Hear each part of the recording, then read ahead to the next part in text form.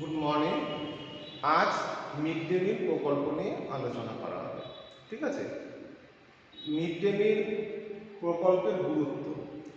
তো এই প্রকল্পের গুরুত্ব জানার আগে মিড ডে মিল কী জিনিস সেটা জানতে হবে। মিড ডে মিল হচ্ছে বিদ্যালয়ে দুপুরবেলা যে মধ্যাহ্নভোজ, যে খাওয়া দাওয়ার ব্যবস্থা করা হয়ে থাকে।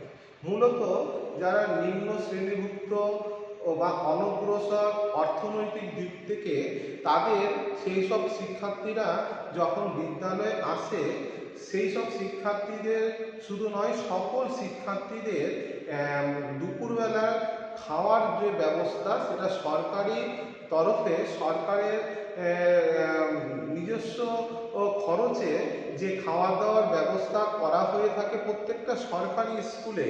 ক্লাস 1 থেকে ক্লাস 8 পর্যন্ত ছাত্রছাত্রীদের বিনামূল্যে যে খাওয়া দাওয়ার ব্যবস্থা করা হয়ে থাকে দুপুরবেলা মধ্যাহ্নে, তাকে মিড ডে মিল ব্যবস্থা বলা হয়ে থাকে। আমাদের পশ্চিমবঙ্গে 2003 সালে এই মিড ডে মিল প্রকল্প চালু করা হয়ে থাকে, কিন্তু সর্বপ্রথম তামিলনাড়ুতে 1962-63 শিক্ষাবর্ষে এই মিড ডে মিল প্রকল্প চালু করা হয়েছিল। তারপরে গুজরাটে 1984 সালে এই প্রকল্প চালু করা হলেও তা স্থগিত করে দেওয়া হয়। 1984 সালে কেরলে চালু করা হয়। আমাদের পশ্চিমবঙ্গে 2003 সালে কিন্তু এই প্রকল্প চালু করা হয়েছিল। এই প্রকল্পের, মিড ডে মিল প্রকল্পের গুরুত্বগুলো কি কি জানা যায়। এক হচ্ছে শিশুদের বিদ্যালয়ে যোগদানের প্রক্রিয়াকে উন্নত করা। বলা হচ্ছে মিড ডে মিল প্রকল্পের মাধ্যমে দেখা গেছে যে বিদ্যালয়ে ভর্তির হার অনেক পরিমাণ বৃদ্ধি পেয়েছে। শুধুমাত্র ভর্তির হার বৃদ্ধি পেয়েছে এমন নয়, শিক্ষার্থীরা বিদ্যালয়ে যোগদানের প্রক্রিয়াও কিন্তু অনেক পরিমাণে বৃদ্ধি পেয়েছে। তারা নিয়মিত বিদ্যালয়ে আসে, তারা শিক্ষা গ্রহণ করে, সাথে সাথে তারা খাওয়ারও পায়। এই জন্য তারা বিদ্যালয়ে কিন্তু আসতে কিন্তু বেশি করে সচেষ্ট হয়ে থাকে। 2 নম্বর দেখা যাচ্ছে বিদ্যালয়ে শিক্ষার্থীদের ক্ষুধা নিরাময়।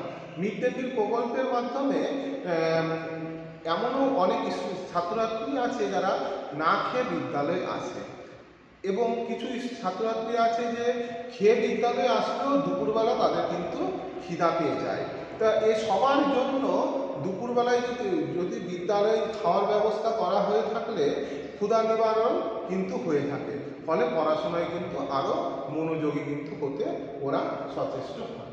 3 নম্বর হচ্ছে শিশুদের স্বাস্থ্যকর বৃদ্ধি সহজতর করা। এই মিড ডে মিল প্রকল্পে প্রোটিন জাতীয় যেহেতু খাবার দেওয়া হয়ে থাকে, ফলে শিক্ষার্থীদের স্বাস্থ্যের দিক থেকেও কিন্তু সচেতন। ফলে তাদের স্বাস্থ্য কীভাবে উন্নত হয়ে থাকে সেই সমস্তই কিন্তু খাদ্য এখানে কিন্তু দেওয়া হয়ে থাকে। সহজ পুষ্টির মাধ্যমে খাদ্য কিন্তু প্রদান করা হয়ে থাকে। 4 নম্বর হচ্ছে অন্তর্নিহিত শিক্ষাগত মূল্য। এই মিড ডে মিল প্রকল্পের মাধ্যমে শিক্ষার্থীরা কিছু কিছু অন্তর্নিহিত শিক্ষাগত মূল্য কিন্তু অর্জন করে। যেমন তারা খাওয়ার আগে এবং পরে হাত ধোয়ার ব্যবস্থা করা। হ্যাঁ, তো এই হাত ধোয়ার ব্যবস্থা, দলবদ্ধভাবে সারিবদ্ধভাবে বসা। হ্যাঁ, তো এই সমস্ত অন্তর্নিহিত যে মূল্যগুলো তারা কিন্তু এই মিড ডে মিল প্রকল্পের মাধ্যমে তারা কিন্তু শেখে। 5 নম্বর হচ্ছে সামাজিক সমতা পালন করা। সামাজিক সমতা কিছু কিছু পালন করছে, একসঙ্গে সকল ধর্ম বর্ণ জাতি নির্বিশেষে সকল ছাত্রছাত্রী একসঙ্গে বসে খাওয়া দাওয়ার গ্রহণ করা। তারপরে হচ্ছে সবাই একসঙ্গে মিলে একই জিনিস খাওয়া। হ্যাঁ, আর যারা রান্না করছে মিড ডে মিল প্রকল্পে, তারাও নিম্ন বর্গীয় থেকে উঠে আসা। তো সকল দিক থেকে, জাতিগত ধর্মগত দিক থেকেও কিন্তু এক সামাজিক সমতা কিন্তু রক্ষিত হয়ে থাকে। আজ এই পর্যন্ত। থ্যাংক ইউ, ধন্যবাদ।